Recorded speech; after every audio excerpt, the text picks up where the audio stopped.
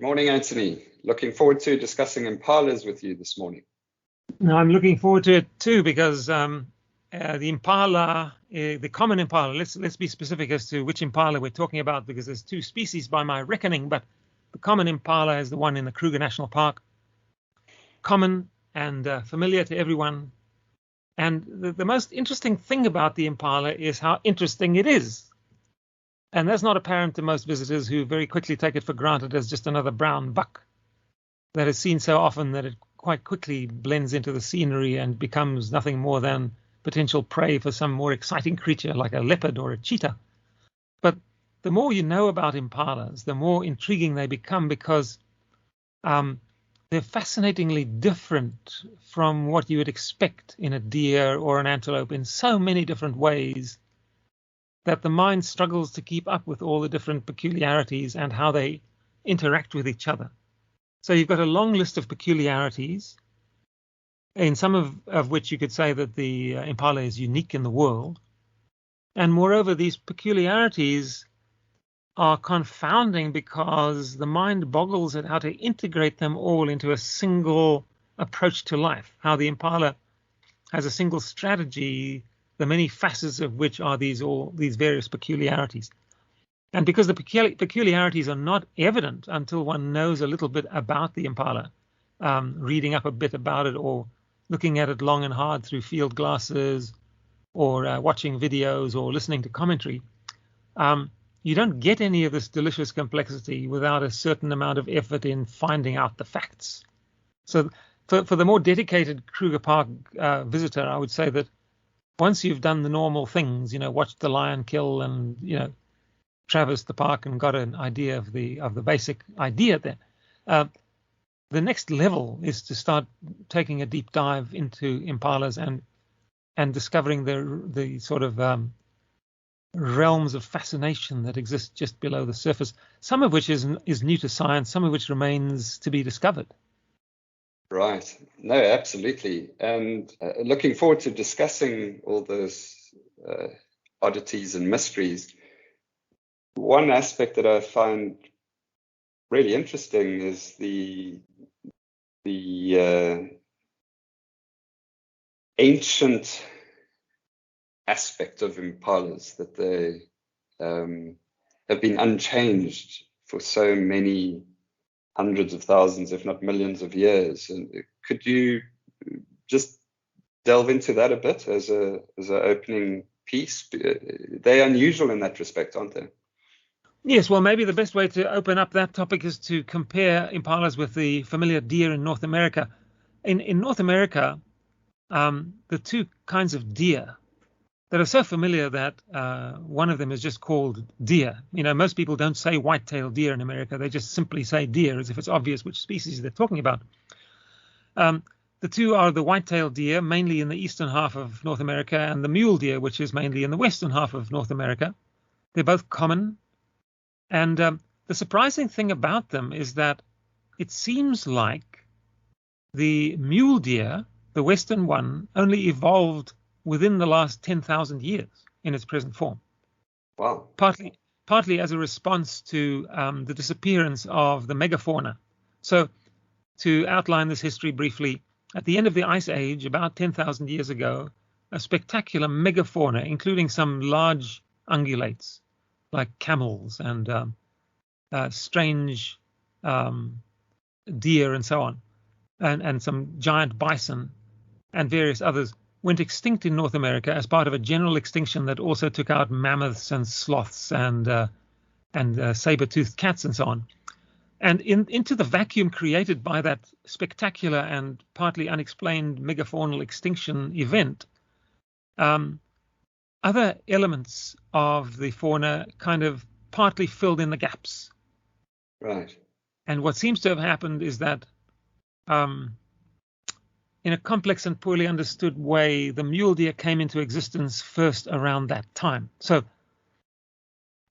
if this is correct, then it means that the mule deer, which is one of the most taken for granted and often hunted and often photographed deer in North America, is such a recent species that it's basically within the Holocene, within the the period in which human beings domesticated animals and plants. Yeah. Now, I'm not sure that I buy the idea that it's that recent, but it's certainly more recent than the impala, because by contrast, the impala seems to be at least 2 million years old in its modern form. That's astounding. So if you could go back to the time when human beings were still Australopithecines, Yeah. and the genus Homo did not yet exist, and we were indeed, as I understand it, fully bipedal, not sort of hunched over brutes, but fully upright, bipedal, elegantly walking creatures, but with a small brain. Yeah. At that time, the impala seems, on the basis of present knowledge, to have been intact in its modern form. So if we're right about these facts, bear in mind that paleontology is a difficult subject, but if we're right about this, then you've got a sharp contrast between impalas as a kind of a living fossil and the mule deer as a kind of almost like a creature of humanity, in the sense that although it's fully wild, it has come to exist because humans recently drove a whole megafauna to extinction, and this was nature's attempt, at least partly, to fill in the ecological vacuum. Does that make sense? Yeah, no, it does. But it's almost unheard of for an animal to last for millions of years unchanged. It isn't. Would you agree that that's? Well, no, I understand what you mean, but I wouldn't strictly agree, because that's what the whole idea of a living fossil is. So, for example, it's thought that quite a few archaic creatures are similar today to their form in the Pleistocene or before, and I guess coelacanths, those deep sea fishes, are an example. Yeah. But there are plenty of other examples, like the tuatara, which is a lizard-like reptile in New Zealand. There's quite a lot of archaic creatures, some of them extending tens of millions of years old. But you see, the difference between impalas and those classic living fossils is that all of those living fossils behave like archaic creatures. And here we have to digress a little and just mention a certain principle in biology, which is that there seems to have been, through time, from ancient times to modern times, a kind of a quickening, in the sense that ancient animals were slow metabolizing, slow-witted, and slow reproducing. Along the lines of sloths and the crocodiles are also archaic at some level, aren't they? Yes, crocodiles are archaic indeed, but I hesitated to mention them because there may be some complications there. But yes, I think many reptiles that live into the modern era are archaic in some sense. Yeah. Maybe pangolins are another good example. Usually archaic forms have small brains, slow metabolism, and slow reproduction. Yeah. And that doesn't make sense unless one accepts a kind of counterintuitive principle in evolution, which is that for some strange reason, evolution over the eons has tended to up the pace of life, resulting in modern New York City, where the pace of life is completely furious, where fossil fuel is being burnt and the lights are on all night and there's things humming and whirring in every direction. So just the fact of human ascendance almost validates this evolutionary process from the primeval ooze, where there was nothing much more than a few slow metabolizing bacteria, through to the wonders of modern Tokyo. Of course, that's a caricaturized kind of polarity, but there's some validity in it, in the sense that the more modern groups seem to be the ones with a faster pace of life. So what's the relevance in terms of impala? Well, impala have a very much a modern, fast pace of life. There's nothing archaic about them in the sense of those aspects that I mentioned. And yet, despite that, they seem to have been unusually durable, in the sense that they got a winning niche as long ago as the beginning of the Pleistocene, and then just basically kept it up to the modern times, despite the fact that all the other antelopes around them, and even things like elephants and big cats and so on, were changing quite considerably in Africa during the same period. So all the animals around them are morphing, and they are non-morphing animals, and so that's it points to them having an incredibly successful niche that could withstand the vagaries of climate changing and habitats changing. And perhaps understanding that will assist us in figuring out what it is to be an impala. We always come back to that niche. Yes, and you see, now you're getting somewhere, because the way you've characterized it, I think, is the key to understanding impalas. And that is that, let me put it this way, they're sedentary in space and time. This is a key concept for impalas. They're sedentary in space and time. Sedentary in space because, unlike other plains game, they don't migrate. They're not even nomadic. They hardly shift a few kilometers in their whole lives. They're determinedly sedentary, partly because they depend on rivers in the dry season. But it's more than that. Their whole mindset, their whole ecology is sedentary, which, as we'll see, is one of the reasons why they're so beset with parasites, because they're kind of stewing in their own filth all the time, as it were. It's maybe an unfortunate metaphor for such an elegant and beautiful and clean-looking antelope. And the other way in which they're sedentary is in time, in the sense that even in the paleontological record, they stay put as the same entity from 1 million year period to another. And so a central concept into how to be an impala is that your central strategy is not to budge, which is deeply counterintuitive, because when you see pictures of impalas bounding gracefully, almost like butterflies across the savannah, they don't give a stodgy or sedentary gestalt. They seem to be fluid, mobile, almost aerial creatures. And yet that belies a key insight into how to be an impala, which is that they combine many of the ecological attributes of plains game, which we normally think of as long-range creatures like Serengeti wildebeest, with the sedentariness of non-plains game. And when, for better or for worse, if you use that working hypothesis as a way of coalescing all the peculiarities of impalas, it may make a lot more sense than if you don't have that central concept. I'm not saying that central concept will stand the test of time and prove valid in the end, but I'm saying that we've got nothing better in order to anchor our thinking in terms of dealing with all these bewildering facets of impaladom. Yes, and to my mind, it's helpful to try and create frames or lenses which we can use for looking at the impala anew and appreciating it, enhancing our appreciation of the impala, even if that framing is incorrect. Rather reframe it and think about the impala in a deeper way than just driving past it and saying that, there's a beautiful antelope. Well, that's right. And to encourage visitors to the Kruger Park to frame impalas differently, let me point out that almost any aspect of impalas that you take a good hard look at, either by examining them in the field or just reading up a little bit about them, will probably surprise you. Great. Almost everything about them turns out to be surprising, which is remarkable because at first sight they look like the least surprising creatures. Yeah. Well, surprise away. Well, I don't know. It's like a kid in a candy shop. I have no idea where to begin. But let me try and begin with something that has some sort of anthropocentric appeal, and that is grooming behavior. Okay. Now, if you go onto the web and bear in mind that there are so many good photos of impalas on the web that they're actually beyond counting. It's probably in the millions. But I know from personal experience, having spent weeks poring over the photos on the web, that it's at least dozens of thousands.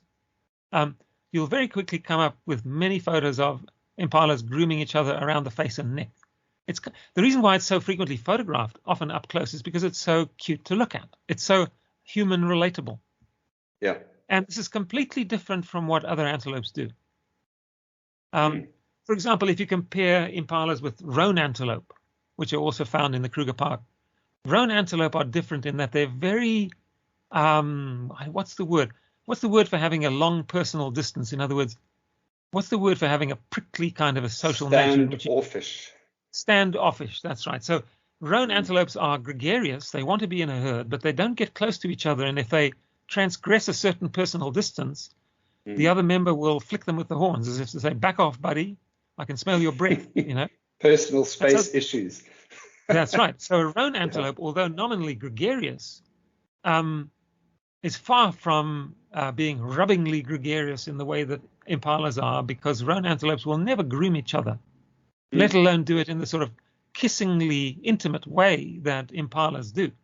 And with impalas, this grooming tradition around the face and the neck is so profound, so hardwired into them, that it transgresses all the normal sexual and social boundaries. And so there's no hierarchy. A younger male will comfortably groom an older male. A fawn will groom another infant, and everybody grooms everybody.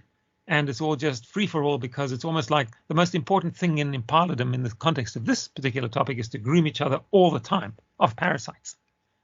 And it's not a kind of a gratuitous grooming like you see in baboons. It's useful to compare this with the baboons, the chukma baboon that you see in the Kruger Park, which is also a professional groomer. But you see, the grooming is quite different.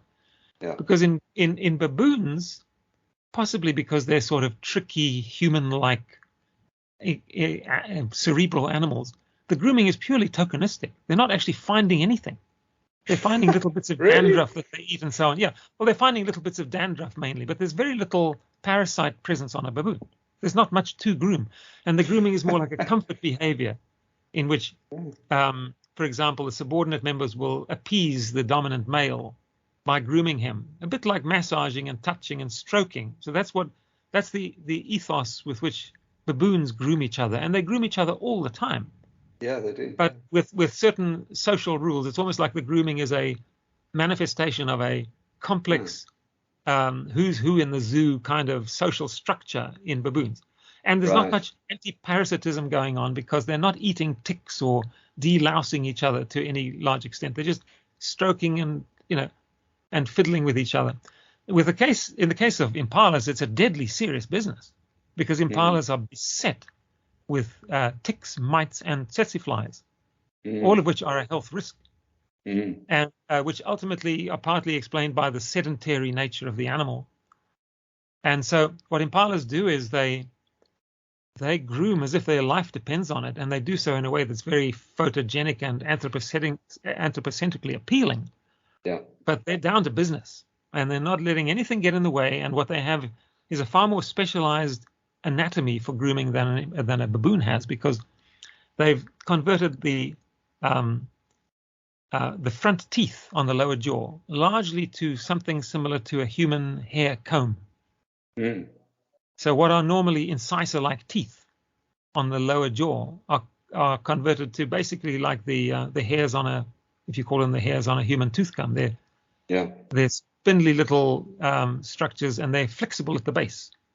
And so they use this dental comb to comb through the hair, to comb out the little pepper ticks and so on. They don't use the tongue. Some other ungulates that groom, like coming back to the American white-tailed deer, you can find plenty of footage and photos of the white-tailed deer in America grooming each other in a kind of a casual or desultory way. But they're just using this flesh-colored tongue to lick each other, a bit like a dog or a cat lick each other sometimes. So there's nothing much going on there. It's, again, more like a comfort behavior than an anti-parasitic agenda.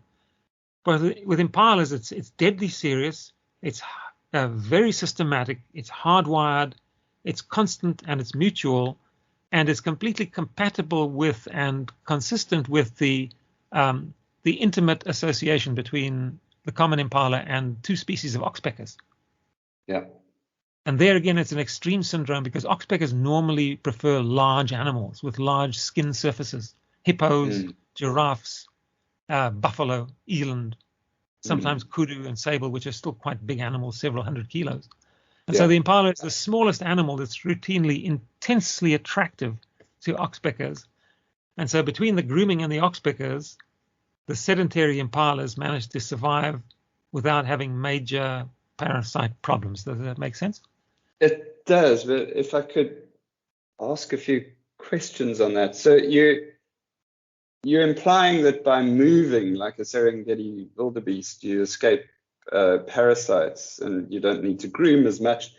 I'm keen to understand why that's the case. Ticks can still get on an animal. Doesn't really matter whether they've moved 100 kilometers or not. And similarly with flies. So why is the parasite load greater for a sedentary animal? And what about bushbuck and nyala? They are relatively sedentary, also in similar habitats to impala in the Kruger Park. Are they not beset by parasites as well? And why do they not have to groom? You're implying that the impalas groom more than most other ungulates. Is that correct? So there are quite a few questions in there. No, that's good. And bear in mind here that I'm speaking mainly to listeners, that we're now at the sort of cutting edge or frontier of scientific investigation. So I'm kind of just guessing in a lot of my reaction to this. But it is known that the tragolaphid antelopes like bushbuck and nyala also have a kind of an incisor tooth comb. It may not be as extreme as that in the impala, but they do have one as well. Okay. And they do groom. The difference is that they do not allo-groom. In other words, a bushbuck and a nyala will groom themselves, but they don't have any means of grooming their face. Okay. And ticks love to get around the eyes, into the ears, and so on. Now, in the case of bushbuck and nyala, that problem is somewhat offset by the fact that they're somewhat attractive to oxpeckers. Okay. But they're not particularly attractive to oxpeckers, and because they're not gregarious, it's not really a good way for oxpeckers to forage, because when an oxpecker, a flock of oxpeckers finds one impala, they're probably finding 50 impala. Yep. So they've got it's a very economical way to forage. And so, yes, this syndrome is also present in some of the other cover-dependent antelopes. So let's move on to the next part of your question, which is what is it about migration that partly alleviates parasite burdens? Well, I think it's simply that parasites tend to benefit from a life cycle on a particular location. This is why creatures that nest in holes, whether they be parrots or some of the tree cavity dwelling primitive primates like prosimians, lemuroids, and so on. These creatures are also prone to parasites, and in the case of the primitive primates, they also have these dental tooth combs. So there's various lifestyles in the world that tend to promote parasitism, and the most promoting of parasitism is being in the same place for long periods of time, because this is why a lot of birds have to abandon a nest after a few years and build a new nest, is because that nest becomes infested with mites and so on. Yeah. And so moving is intrinsically evasive from parasites. And in the case of the Serengeti wildebeest, it also evades predators to a large degree, because none of the large carnivores in the Serengeti actually migrates after the wildebeest. It's a myth that carnivores follow their prey in that sense. They do not. So the main mortality factor in Serengeti wildebeest, I realize we're digressing somewhat, the main mortality factor with Serengeti wildebeest is mishap, not predation, which in turn is why the major consumer of the flesh of newly dead Serengeti wildebeest is actually vultures, not carnivore. Okay, so anyway, the point is that there is a certain logic in a kind of a fortuitous benefit to migration and nomadism, which is you don't keep recycling your own wastes and your own parasites. But impalas don't have benefit. And so because they combine sedentariness with thronging in large numbers and being rubbing close to each other so that the parasites can actually crawl from one individual onto another, like on the flank or the haunches, they're particularly beset by parasitism as well as predation. They've got big problems with both. Okay. No, that's a great framing. I'm looking forward to watching the grooming of the impala on my next trip to the Kruger coming up in a couple of months, and thinking about it as an archaic animal. So there are two surprises: archaic and this grooming parasitism matter. Well, so, yeah, I think I have to correct you there, because they are ancient but not archaic. Put it that way. Okay. Because the archaic ones were the slow pace of life, sort of dull-eyed, small-brained, coelacanth-ish type of creatures. Okay, so we're going with the term, the adjective ancient. Yes. Okay. Yeah, Ancient and parasites and grooming, right? So those are the frames. Yeah. And I'm thinking of how I'm going to present this to my children in the park to get them to watch the impala for longer. Because it's a common thing that you say, oh, they're just impala, Dad. Yeah, so, I mean, this is a huge challenge for nature interpretation. How to make things particularly appealing to people. Yeah. But this is why I chose parasitism as one of the first of the many peculiarities we could have focused on, because I think people can relate. Yeah. To and just before I close this topic of parasitism, you asked about the flies. A thing about tsetse flies in Africa is that they like shade. So an animal like the impala that stays close to shade the whole year round is going to be more subject to blood-sucking flies than an animal that spends at least part of the year out in the open. But a grooming is not getting rid of a tsetse fly. I mean, the tsetse fly will fly off before an impala mouth snaps it or grooms it. No, that's absolutely true. But that is absolutely true. But it is also true that oxpeckers snap them up. Okay. Yeah. Oxpeckers are fast enough to snap them up, particularly when they're engorged with blood. Yeah. So I've seen my daughters having to comb their hair to get rid of lice. And so that's a common activity, I think, for humans around the world, to have to spend hours and hours combing the thick hair of a 14-year-old girl.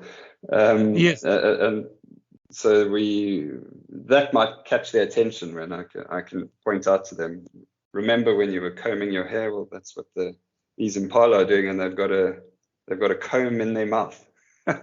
Yes.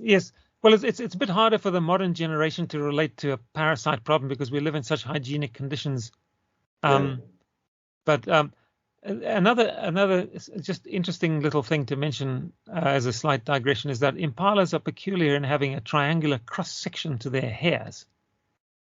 Okay. Instead of the usual kidney-shaped or oval or circular cross-section to their hairs. And so it's possible that one of the reasons that parasites are such a problem for them is that triangular cross-section to the hairs is easier for arthropods to cling to. Okay.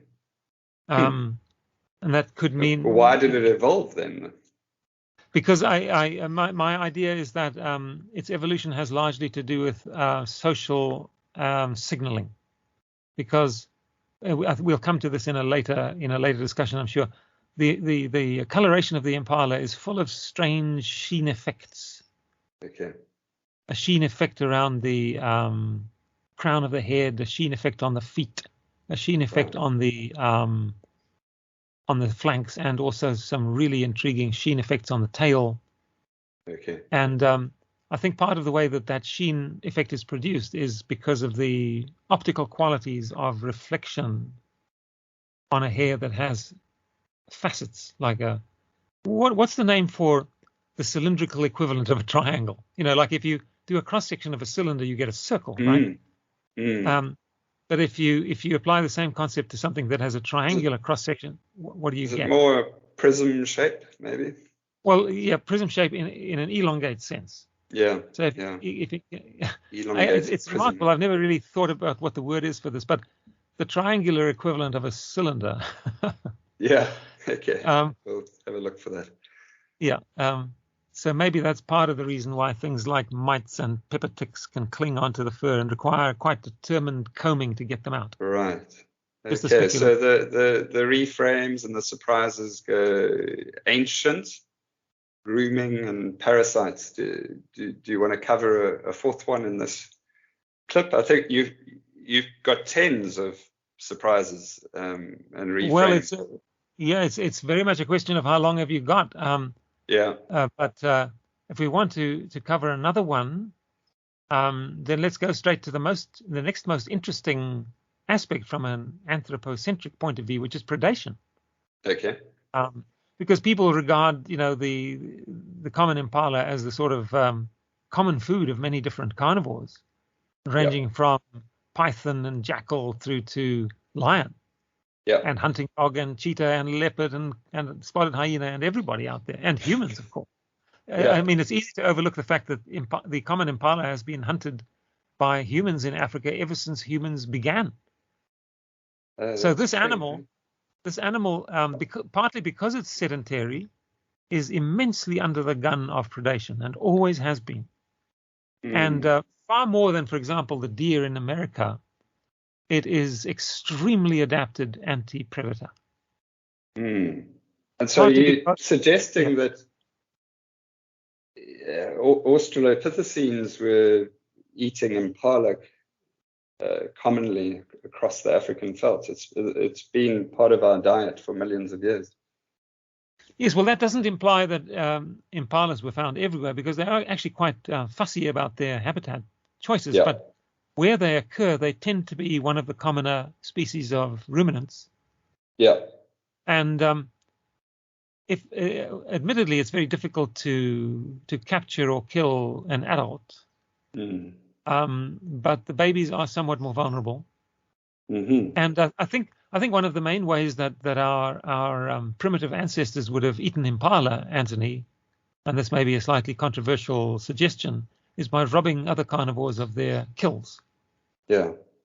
I wouldn't advise it in the case of a group of the Cape, the African hunting dog, and I might not advise it in the case of more than one spotted hyena. But if you have a leopard that's just freshly killed an impala, if you have anything up to 2 or 3 cheetahs that have done the same, and even in the case of lions, if there's a group of lions on an impala carcass, you can actually fight them off, beat them off, and scare them into retreating, at least long enough for you to hack off a leg or something and carry it away with you. So I suspect that we are the super predator in Africa, although it's somewhat of an arms race and it's always a little ambivalent. But we are smart enough with our tools and our brains that we can actually outwit and browbeat even the lion into relinquishing some of its kill. Or maybe climb into the tree where a leopard has stashed an impala carcass.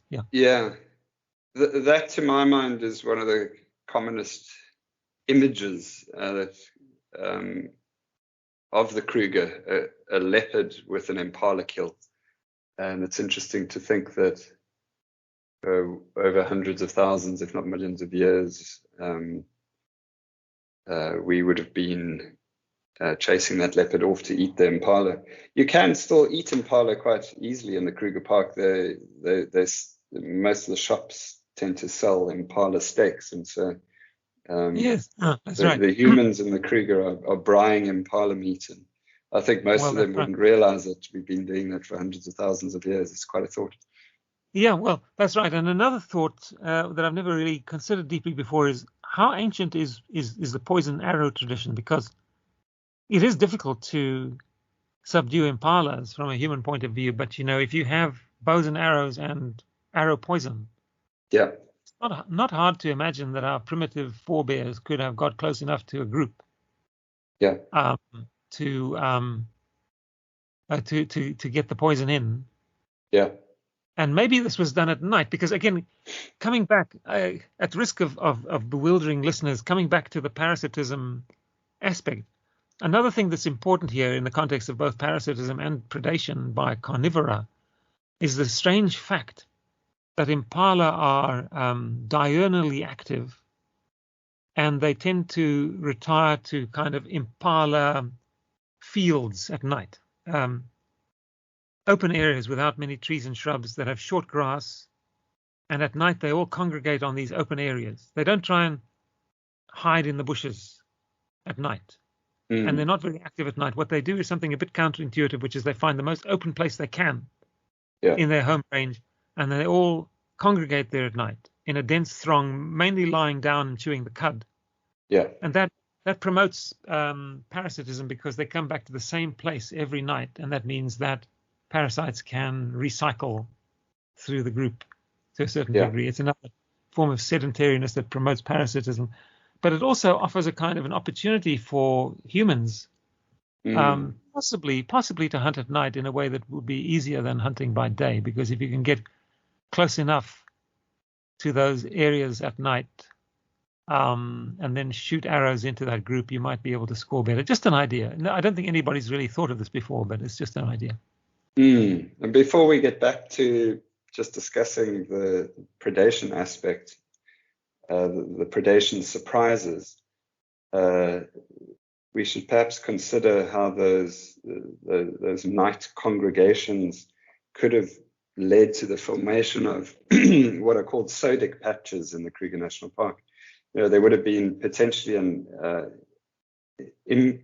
importation of sodium in the urine into those areas that have created these salty patches free of vegetation, in the areas like around Skakuza. Just a thought to contemplate another time.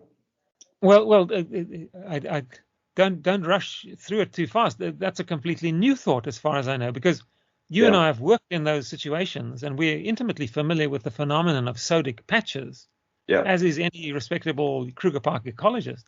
But I've never even considered before that the source of the sodium might be actually the impalas themselves.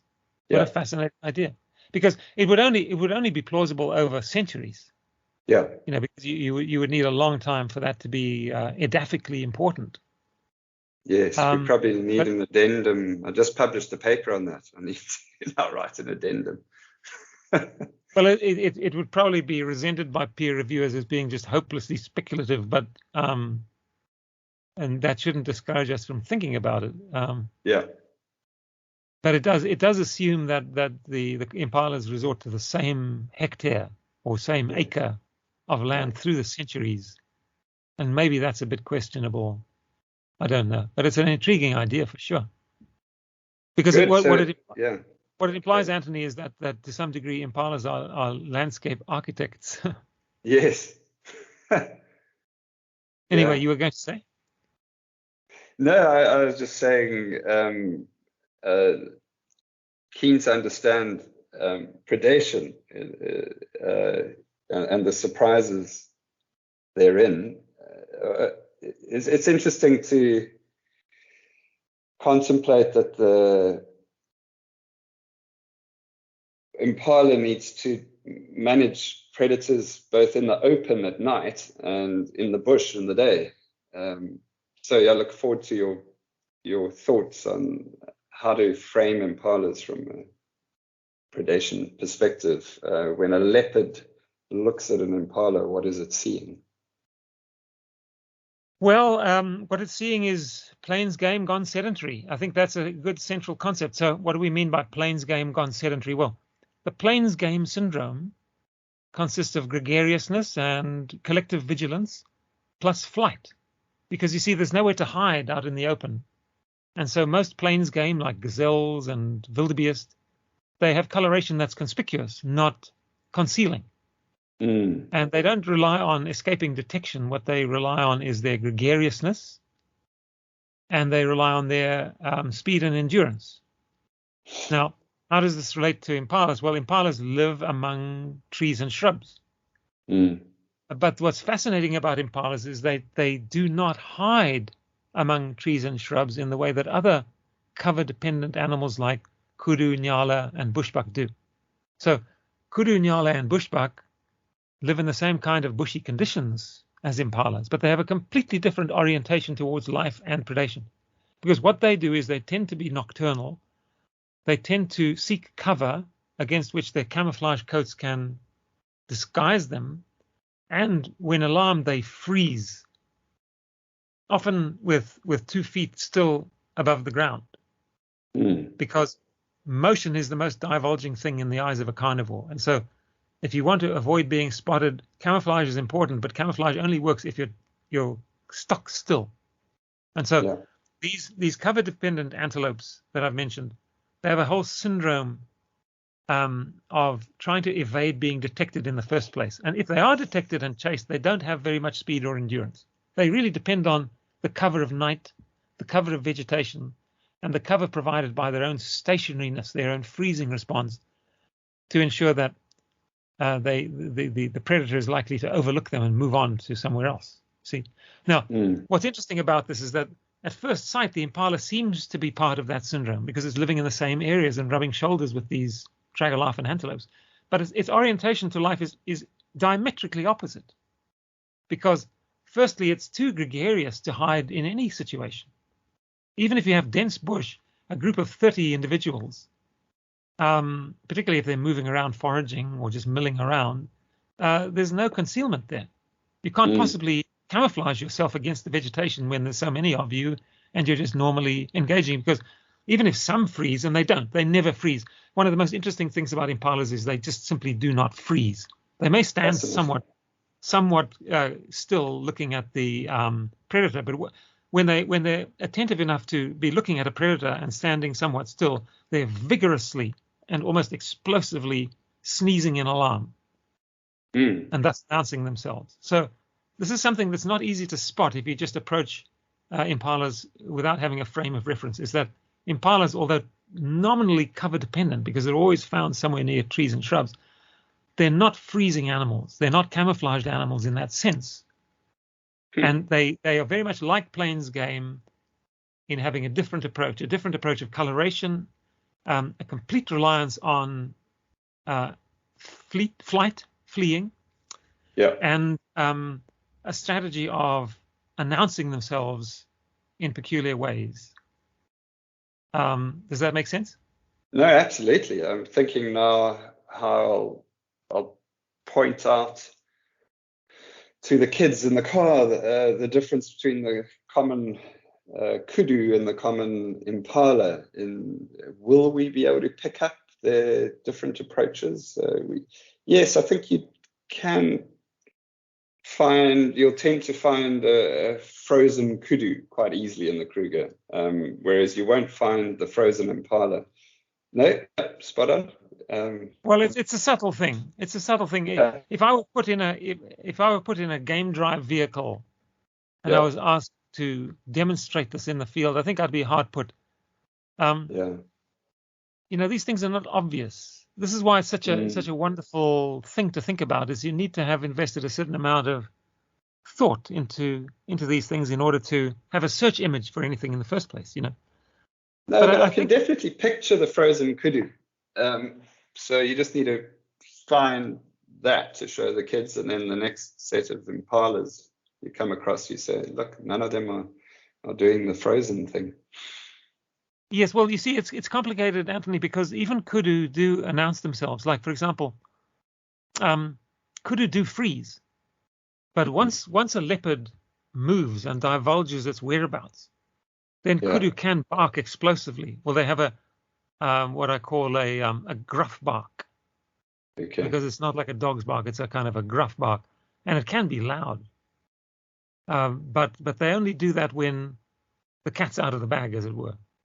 Yeah. And there's no harm in announcing yourself, because now what you're trying to see, the game flips, because before they know what's around, whether it's a leopard or whatever it is, they freeze because they want to evade detection. But when they know what the problem is, then they turn the tables on the leopard by trying to embarrass it, because leopards are vulnerable to embarrassment in the sense that whenever there's a commotion, be it the gruff barking of kudus or the bahu barking of baboons, that draws other predators into the arena looking for a quick meal. And so the moment there's a ruckus going on, leopards get very nervous because the lions and the hyenas are on their way. And so there's no better way to get a leopard to skulk off than embarrass it with a ruckus, So nothing is simple. The strategy of a kudu is fascinatingly complex in its own way, but the point here is that an aspect of impalas that's important to notice, although not immediately obvious, is that although they're nominally cover dependent as part of their sedentary strategy in life, they don't behave in any way like a cover dependent animal. And indeed, even at birth, you can see this, because animals like kudu, nyala, and bushbuck, they hide their babies for long periods. Yeah. Whereas impala don't do that. The mother gives birth, and often within 2 days, she brings the tiny infant back into the throng, where not only is the infant forced to integrate into a large and visible group, but it often forms its own nursery groups where all the infants are together in a little bunch within the overall group. So they're intensely gregarious almost from birth. And that's not what you expect from an animal that believes in hiding and freezing. So why, fascinating, thanks, Anthony. Why do you think camouflage did not evolve over millions of years in the impala? It seems like freezing and camouflage would be a no-brainer for the animal to adopt. Sorry, Anthony, we had a technical glitch there where you kind of robotized and broke up. Would you mind just repeating that last two questions? Yeah, sure. Why do you think that over millions of years the impala coat did not become camouflaged? And why did it not evolve to freeze? Camouflage and freezing just seems such an easy thing for an animal to evolve over millions of years. Well, the easiest way to answer that question, although everything has many facets, is that the main strategy of impalas, like plains game, remember the plains game gone sedentary paradigm, is gregariousness. They've put all their reliance on gregariousness. They believe in being together. It gives them advantages of collective vigilance.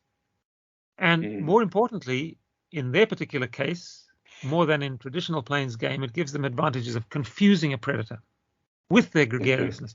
You see, kudu can pull it off, can pull off the evading detection trick because they're only found in small groups or solitarily, so they can freeze and blend in. Yeah. And once they're detected and chased, they don't have any particular tricks because there's no real confusion possible. But when you have a large throng of impala, of the common impala, the way it works is this. Impalas can be somewhat spread out in their normal foraging mode, by a few meters at a time. The moment they're alarmed, they tend to bunch together, a bit like sheep being herded by a kelpie. Their first instinct is to come together, not to spread apart. So that's a little bit counterintuitive because it's almost like making them an easier target collectively, but it emphasizes their whole mentality, which is they rely on each other, not on the vegetation, for their anti-predator strategy. And what happens then is they present the predator with a confusing amalgam of individuals. Because remember that most predators, particularly the cursorial predators like the African hunting dog and the spotted hyena, are always trying to single out the weak one in the group. And that depends on subtle cues of movement, like a slightly lame leg or a slightly ribby body condition. And these predators are finely tuned optically to see these things, but it's harder to do. It takes more time to do. They can do it, but it's a delay thing. Time is the enemy because things change all the time. And so that the predator wants to nail which of these individuals is most vulnerable as quickly as possible. And this thronging group with its rather complex markings, which are not traditionally camouflage markings, but they are complex and multifaceted markings. It's like a blur of individuals all kind of bewildering the scanning predator by a collective confuse effect. Yeah. And now, once the charge is initiated by the carnivore, then the impala has a strategy that's different from most of the cover-dependent, camouflage-dependent antelopes, because what they do is they explode radially in a surprising mode of locomotion where they bound high and often over each other's backs in a confusing kind of fireworks explosion, which again is very disorientating for a carnivore that's fixated on a single individual chosen for its vulnerability. So the answer is that it's the gregariousness, it's the collective approach, it's the teamwork that the impala has opted for. It's traded in the option of traditional camouflage for the advantages of this collective approach. Does that make sense? It does, and I think zebra use a similar strategy. Would you agree? Well, that is the classic put it this way: there are several interpretations of why the plain zebra is striped. Some of them are harebrained, others are more plausible. Among the more plausible ones are this dazzle effect, but there's a better explanation as a main reason for it in the plain zebra, which is not that there's this dazzle effect when they're running, because there is, but that in the plain zebra, the confusopoly, as it were, is taken to extremes not seen in the impala, because what the striping does on a plain zebra is it actually interferes with the optical system of the hyena or the predator. And that's because the hyena's retina and optical nerves are extremely specialized for detecting the slightest motion. And what the striping of a plain zebra does is it simply scrambles and dazzles that. And you can see this effect in incipient form if you just get a picture on the internet of a plain zebra and then you relax your eyes a little and you start to see the stripes shimmering. Yes. Now, if it's slightly distracting in a human, it's 10 times more so in the eyes of a hyena. And so my belief, I've researched this and written about it, and my belief is that the main reason why plain zebras are striped in the way they are is to, I think scramble is the best word, to scramble the optical system of the carnivore. Yeah. Which is not to deny that once they start moving, it does become a bewildering confusopoly of a different kind. Yeah. But my main point is that I think there's a categorical difference between the common impala and the plain zebra, in the sense that the plain zebra takes the confusopoly to a whole nother level that actually makes it almost impossible for the carnivore to choose a vulnerable individual within a reasonable time frame. Does that make sense? No, absolutely. But it's under the same umbrella of confusing the predator is the strategy. Yes, I would put them under an umbrella called gregarious camouflage. So the way gregarious camouflage is different from conventional camouflage is in two ways. Number one is, whereas traditional camouflage depends on you being solitary, a single figure against a bush background. Gregarious camouflage depends on you being in a throng, in the way that both the common impala and the plain zebra usually are. Secondly, traditional camouflage depends on you being stationary. Either you're stationary already, or when you detect alarm, you freeze. Yeah. Because you can't be camouflaged against something if you're moving against it. Particularly in the eyes of carnivores, which have a much more movement-oriented optical system than we do. Yeah. So traditional camouflage requires basically being stationary, whereas gregarious camouflage operates best under the opposite conditions, when the animals are moving somewhat. Yeah. So when you have a throng of impalas together, moving somewhat, they all blend into each other and they scramble the detection system. And in the case of the zebra, it's even worse, because in addition to the melding of one individual with another, even within an individual, it's difficult to assess body condition, because this shimmer effect sets in which even the shape of the animal can't be detected because of this. Must be maddening to the hyena. It's like you can't actually see well, because everything's shimmering there. Yeah. You've put on glasses of the wrong prescription.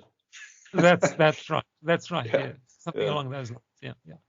So we've looked at a couple of surprises: the ancient aspect, the grooming and parasite aspect, and now the predation aspect. But I think we could probably have another whole session on predation in relation to coloration in the impala, and perhaps we should draw this session to a close and set up our next one for listeners.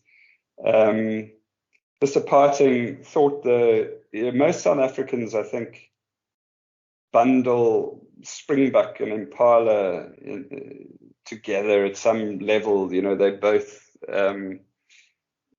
a similar size, and they're both common across South Africa. They look similar at a cursory glance, coloration-wise, but I would anticipate that we could have quite a long discussion as to how they differ coloration-wise and strategy-wise, the springbuck being the plains game animal and the impala being a similar animal that's adapted to bush. So, yeah, look forward to your thoughts on those points. Yeah, well, just briefly, because I do agree we should close soon, but the way to frame Springbok to my mind is certainly plains game, but extreme plains game. Okay. So within plains game, you've got kind of your standard plains game, and then you've got the Springbok, which is extreme. And so there's a kind of a similarity between Springbok and the common impala in the sense that both are extreme animals, but they're extreme in different ways. Yeah. Because the common impala is plains game gone sedentary. Yeah. Whereas the Springbok is plains game gone more plains game. Yeah, great. It takes the idea of plains gaminess to the limit. Yeah, so they're on opposite sides of the continuum, so that we could talk for hours on that. Yes, but it is a nice comparison because it's a nice comparison because these are the two common buck in Southern Africa. And so it's a good basis for comparing them, yeah. So we perhaps park that discussion. And do you agree that perhaps the next step on the predation topic is to look at the coloration of the impala in relation to this confusing, dazzling effect? Actually, I would suggest that something that might be more initially appealing to listeners is the locomotion. Okay. The coloration is fascinating to somebody like me who's obsessed with minutiae. Yeah. But the locomotion is far more relatable. Okay. Because it's more obviously captured in photographs and video, and just to entice listeners, the common impala is surprisingly odd in how it moves through the world. Okay. It may seem like just another buck or like a deer-like animal, but when you watch it move in a comparative framework, from a comparative viewpoint, it's surprisingly odd in how it moves. Okay, good. Looking forward to that. So we'll have a part 2 soon, and we'll start with locomotion, and we'll perhaps have a session on comparing impala with springbuck, looking at the two extremes of the continuum, and also a session on coloration at some point for those listeners who are perhaps as obsessed with coloration as you are. And I would think that those with an artistic bent would probably enjoy understanding how natural selection painted the impala. Well, that's right. And to cater to listeners from various parts of the world who visit the Kruger Park, I think we should also go through a series of different framings. For example, we should more directly compare the common impala with the white-tailed deer in North America. That's a fascinating comparison and far more revealing than one might think. Okay. Similarly, for European visitors, the fallow deer is a fascinating comparison because in many ways the common impala and the fallow deer are so similar and yet so different. And then, there are various other framings. But wherever you come from in the civilized world, there's some creature that you're fairly familiar with that we can compare the impala with in order to make the interpretation a bit more relatable. Good. Well, thanks, Anthony. Thoroughly enjoyed getting to understand or at least be aware of. I don't know if understand is the right word. There's so many mysteries here, but being aware of these surprises in the impala. Many thanks. Yes, well, just as a closing sentence, I would say, at the risk of exaggerating, I would say that in a thought experiment in which a visitor to the Kruger Park, for some strange reason, saw nothing but impalas, I would venture to say that it could still be the most fascinating wildlife experience of your life if you have the right search images and framing. It's all about search images and framing because there's so much there once you get your eye in for it. Excellent. Thank you, Anthony. Thank you. And to listeners, over and out for now. Please like, subscribe, and share. And we look forward to seeing you in our next clip. Great.